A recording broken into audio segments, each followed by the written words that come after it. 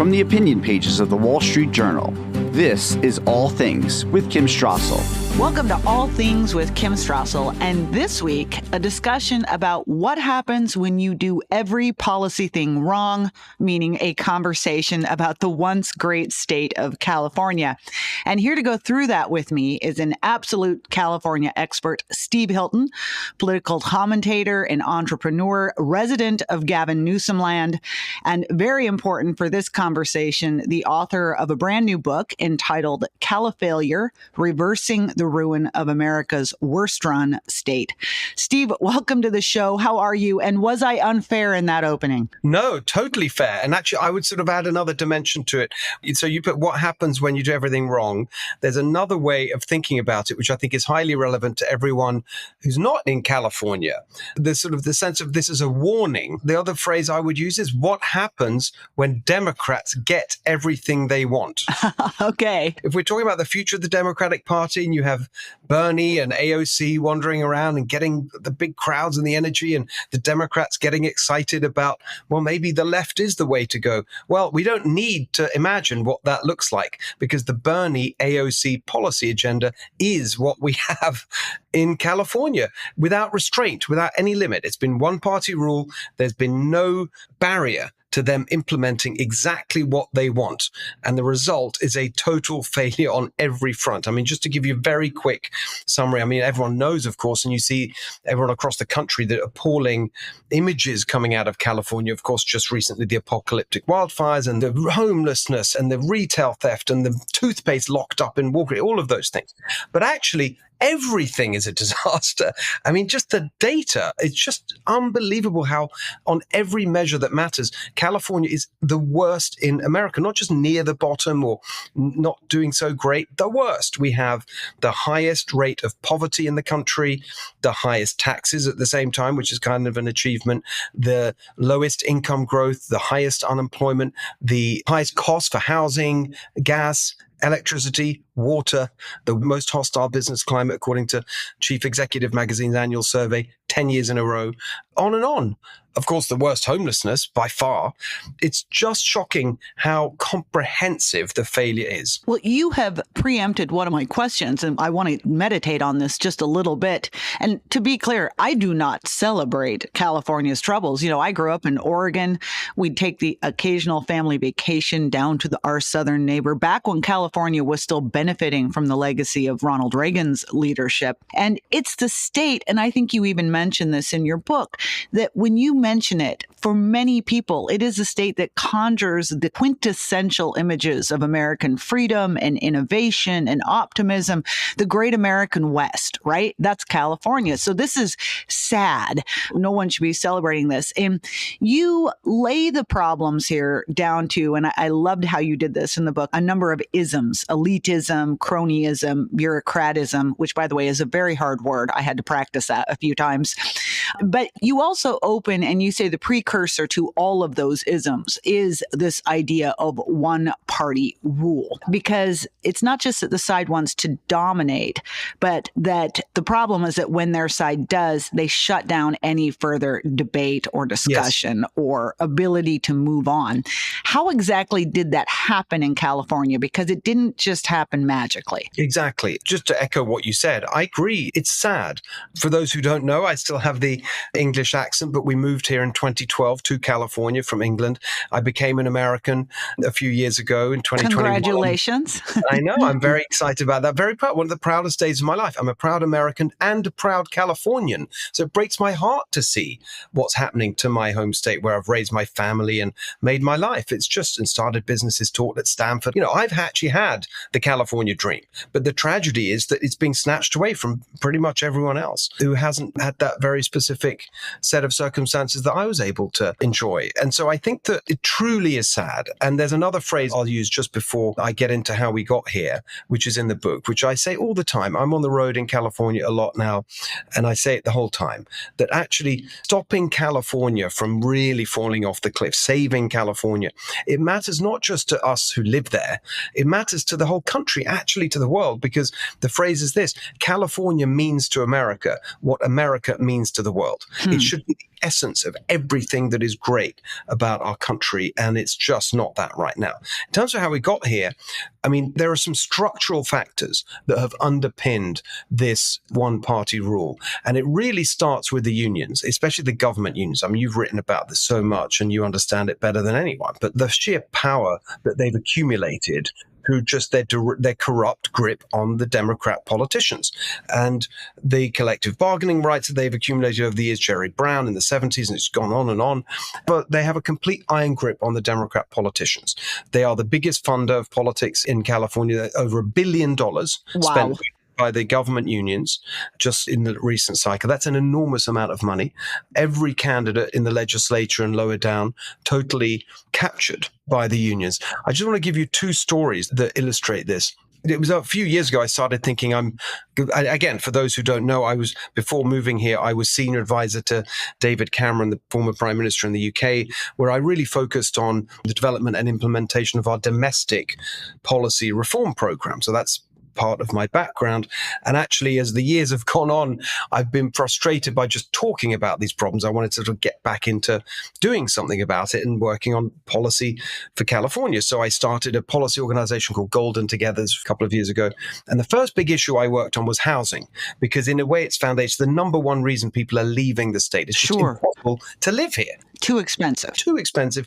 Housing, of course, biggest component of your outgoings, whether that's rent or mortgage or whatever. It's just insane. The median house price is now $1 million. It's ridiculous. Anyway, just to get back to the unions, one of the driving factors is the abuse of CEQA, the California Environmental Quality Act, which was actually signed by Reagan in 1971, I think.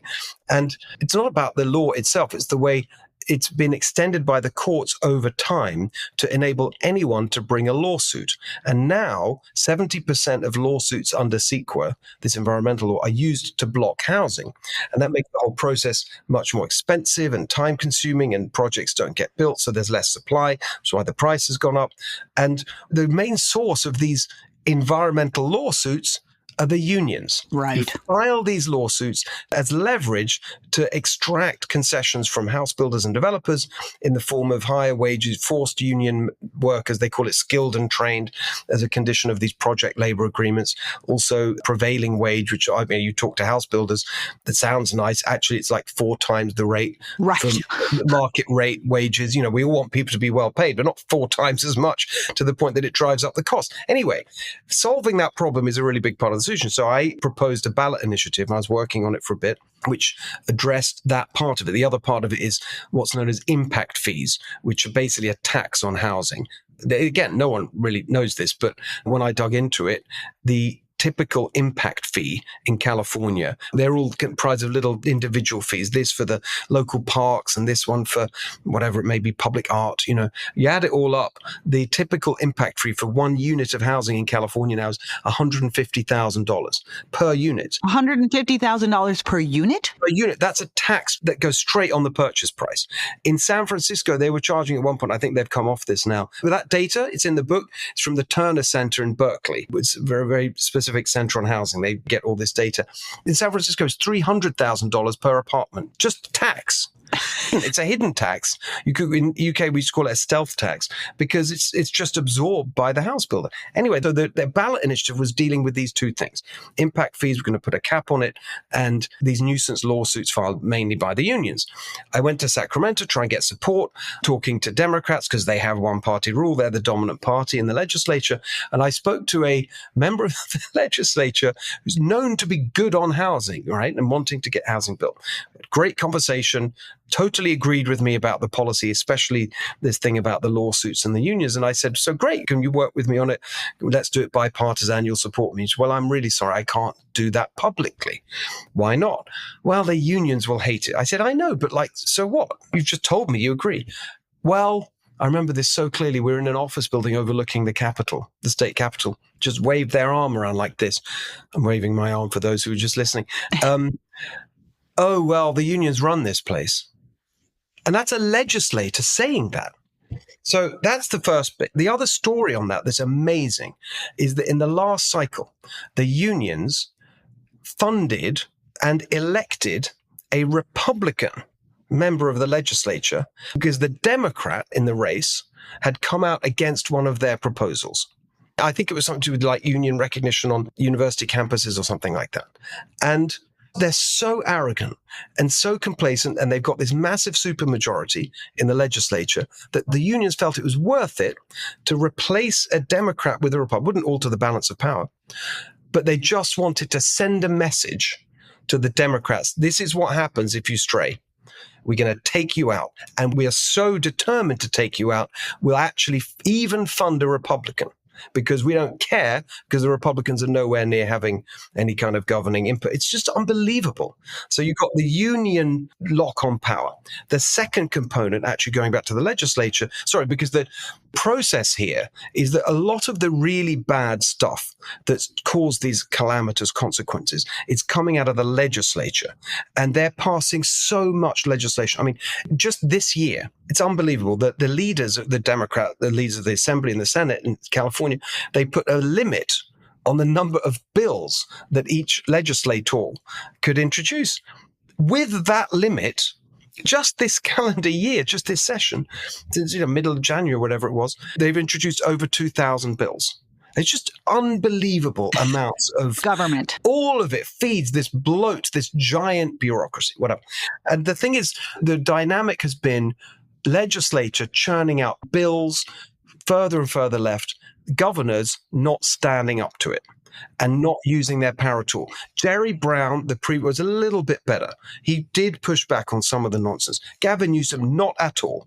He just let it flow all over him, and it's just been a one-way street, left, left, left. Sorry to finish the point, is that the supermajority is not a legitimate supermajority. It's the result of gerrymandering. If you look at the Republican representation at the statewide level in terms of votes, very consistently, it's 40% or so.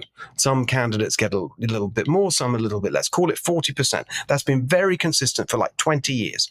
In the legislature, Republicans don't have 40% support. They don't have 35 or 30 or 20. It's 20%.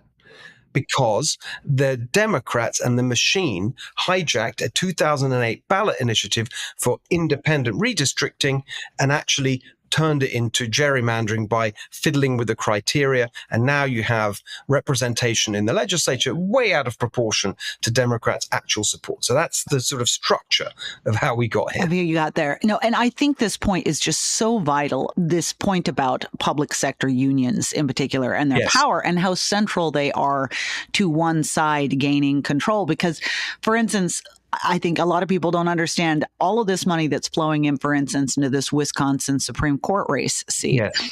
It's all about the left trying to get a justice on the court that will overturn Act 10, which was Wisconsin's attempt to keep limits on public sector union power in the state. And it says everything that for a dozen years, this has been the most vital thing that Democrats have been trying to get rid of in Wisconsin and the Midwest, because it is a check on that unrestrained power. We're going to take a quick break. When we come back, more with Steve Hilton.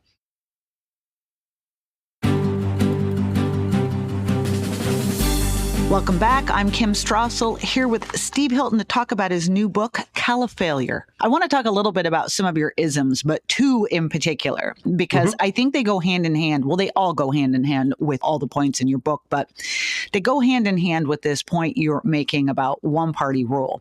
And the two that I wanted to focus on were Maoism and climatism. Yes. Because to me, and you use your Maoism chapter to jump in kind of into the DEI woke issue, and you're making the argument that it's really about indoctrination and stamping out dissent. Yes. But similarly, climatism has been entirely about using this idea, and I warned about this years ago, that climate change was the ultimate control tool, because previously, if you have an environmental issue here or there, you might be able to change one bit of behavior. But if climate is going to change the entire planet, then you have to control everything. You get to tell people what they can eat and that they can no longer drive these kind of cars and what kind of house they have to live in and everything that they can buy and own.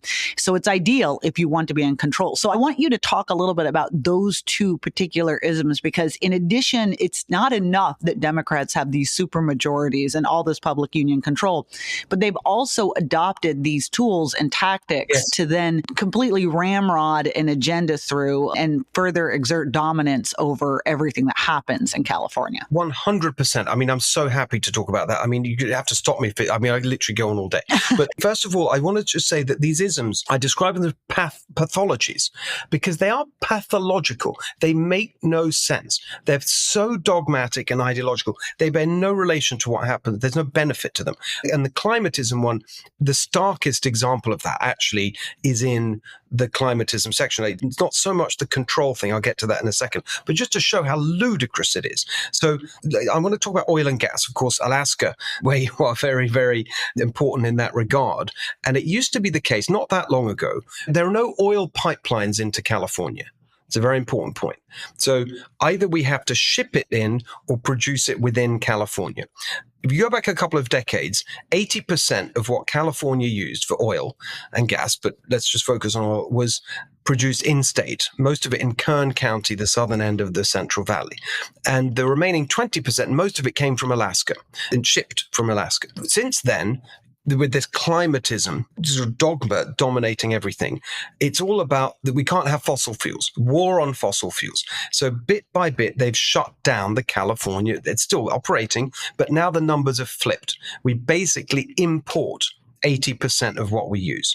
The actual amount we use has barely dropped, a little bit down over those years, but hardly at all. The difference is we're now shipping it in, because there's no pipeline. And it's not even from Alaska anymore. Most of it is coming from Iraq and Ecuador, some from Venezuela. So we're shipping in oil that we could be producing here in California on giant super tankers, the most polluting form of transportation on the planet. They run on bunker fuel, the worst. So in the name of climate, they are increasing carbon emissions. And by the way, here's another detail that's just incredible. CARB, the California Air Resources Board, is now, promulgating all these regulations that every business has to report on carbon emissions through the supply chain and your customers. It's just a nightmare of bureaucracy. With one exception, shipping in the oil from Iraq, where they only count the carbon emissions when they're 12 miles off the coast of California. Useful. It's insane. But to your point about control, it's hugely important because it's the climatism that is actually really affecting the housing. So if you look at what's going on there, the ideology of climate is now to the point where single family homes are just basically verboten. You can't build single. Every regulation is pushing towards this vision they have of telling people how to live, which is you can only live in apartments in an inner city using public transportation. This is how you're going to live. And that's it. And there's no argument. So, for example, they use regulatory mechanisms like something called VMT, vehicle miles traveled. So the Air Resources Board and then the regional versions of it, like the South Coast Air Quality Group, whatever, that's Orange County, all these unbelievable bureaucracies implementing all of this. Any kind of proposed project has to assess vehicle miles traveled. And if there are more, then you don't get approval. It's become anti-growth, anti-human. There's a Democrat I've worked with very much on the housing issue, Jennifer Hernandez, and she's a working class Latina and very successful land use attorney. We're totally agreed on this. She has a great phrase in my book, which is this climate policy particularly hurts working class Californians who want the better life. She calls it the green Jim Crow, because it's so punitive. The hardworking Latino family, they just want to own their own home, get a truck to do their work. All of that you can't have. No truck has to be electric. You can't have a single family home. It's driving this control. It's exactly as you say. And it's insane and antithetical to the whole ethos of California, which is live your life, enjoy the weather, our beautiful surroundings. It's just a disaster. We're going to take one more break. From the opinion pages of the Wall Street Journal, this is All Things with Kim Strassel. Welcome back.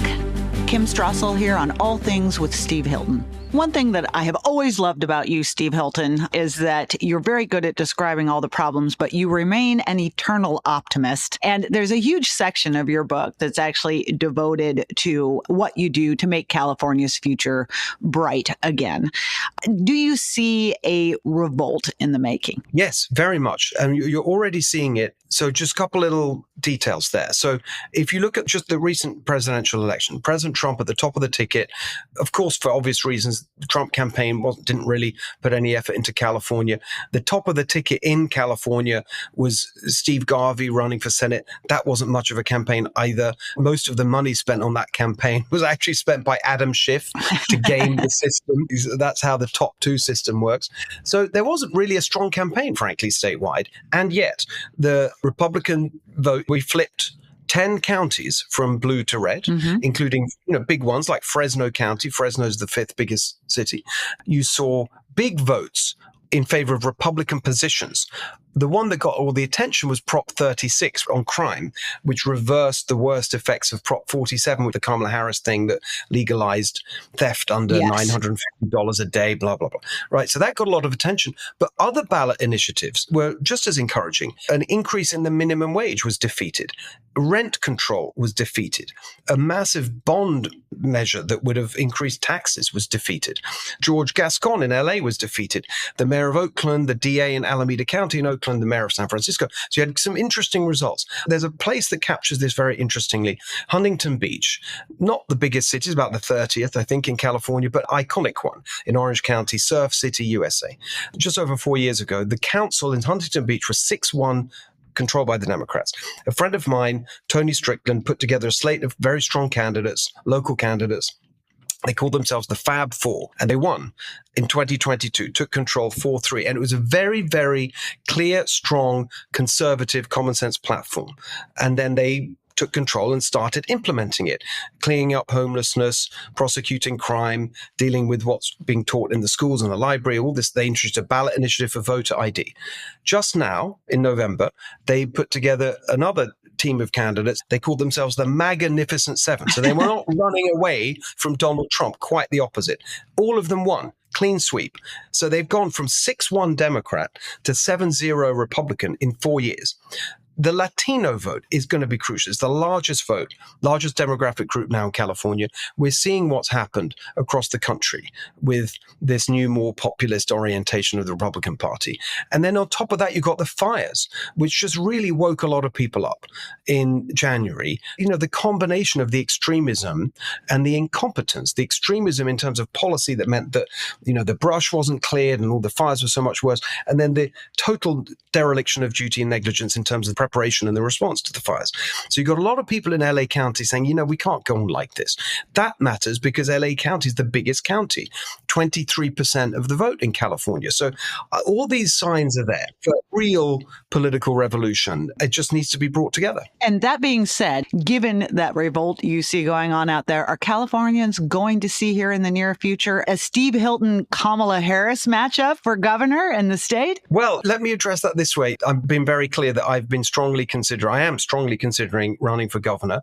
I've been working on the policy aspect of that for the last couple of years, as I mentioned. I've been traveling the state, meeting people. If I was going to do it, I want to do it in a serious way with an intention to actually win. Right. That's what I've been doing. That's why I've been taking time to see if the support's there, particularly with respect to what we're discussing, the financial support, honestly. I mean, it's going to take a lot of money to beat the Democrat machine. Kamala Harris is also, I think that's the same word she's using, seriously considering. She says that she will make a decision by the end of the summer. And I can tell you that I will make my decision much sooner than that. And that's as far as I can go today. Good to hear. And we look forward to getting that answer. And I want to thank you again for spending so much time with me today and sharing your insights into such an important state and something that's on everybody's mind. I want to thank our listeners. If you like the show, please hit the subscribe button. Thank you.